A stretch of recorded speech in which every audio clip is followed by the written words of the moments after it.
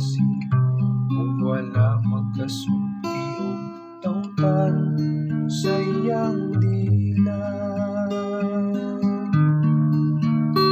Ang naghimo sa katarungan nagapuyo diha sa atubangan sa Ginoo.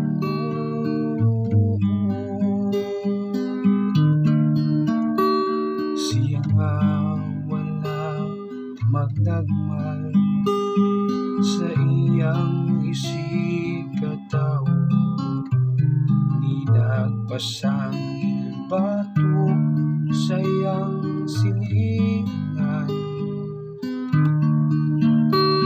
Pinaagi kaniya ang sad-ang gitamay, samtang nagapasitubog siya kanila nga mahadlokon sa Ginoo.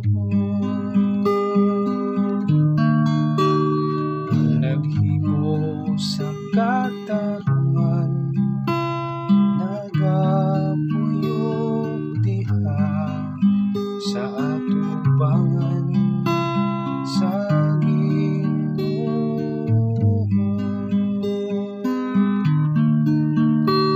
Siya nga wala magpatanto, nahilabihan sa iyang salapi, ug wala mudawat og suborno